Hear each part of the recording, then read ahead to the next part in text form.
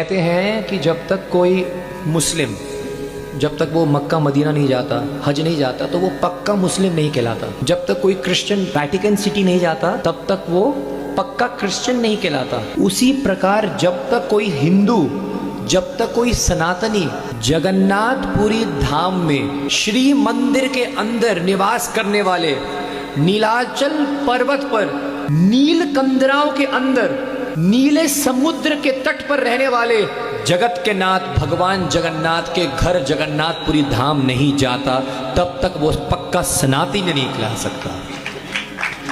यानी जब तक आप जगन्नाथ जी के दर्शन ना कर लो, जब तक आप जगन्नाथपुरी धाम ना जाओ, पक्के सनातनी नहीं कहला सकते हम। हमारे सनातन धर्म में कितने धाम है? चारों धाम। 4 युग में भगवान भारत के 4 दिशाओं में प्रकट होते हैं। सतयुग में भगवान प्रकट होते हैं बद्रीनाथ में नर नारायण के रूप में, और वहां पर भगवान क्या करते हैं? तपस्या करते हैं, ध्यान करते हैं। वो उनका ध्यान का क्षेत्र है, क्योंकि वहां पर एक ध्यान करने का फल पता है कितना है? Multiplied by 1000। यानी आपने बद्रीनाथ में जाकर, मैंने बद्रीनाथ का एक पूरा व्लॉग बनाया है, बद्रीनाथ में जाकर यदि आप एक माला हरे कृष्ण की कर दो, 1000 माला हो गई। इतना पावरफुल है बद्रीनाथ। बोला बद्री विशाल की, बोला बद्री नारायण भगवान की। तो ये हो गया बद्री नारायण। फिर उसके बाद भगवान आते हैं त्रेता युग में रामेश्वरम धाम।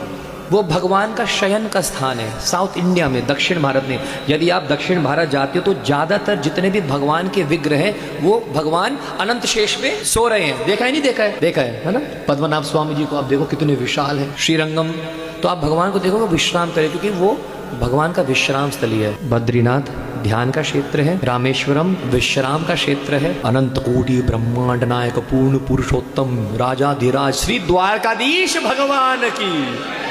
फिर भगवान अपना श्रृंगार करने जाते हैं गुजरात, और अपने सदर्भ सभा में अपनी प्रजा से मिलने जाते हैं। दोपहर के समय पहुंचते हैं। सुबह भगवान से मिलना है तो बद्रीनाथ जाना पड़ेगा, भगवान की सभा में बैठना है तो द्वारका जाना पड़ेगा। तो भगवान द्वारकाधीश जाते हैं, और द्वारकाधीश जो है वो भगवान का श्रृंगार का क्षेत्र है। और जब भगवान को भूख लगती है, जब भगवान को भूख लगती है तो भगवान उड़ीसा आ जाते हैं, उत्कल देश है जी।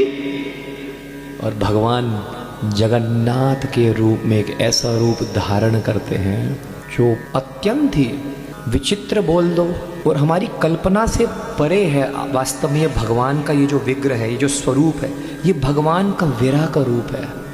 भगवान का प्रेम वात्सल्य भाव में माधुर्य भाव से उमड़ रहा हुआ भगवान का ये रूप है।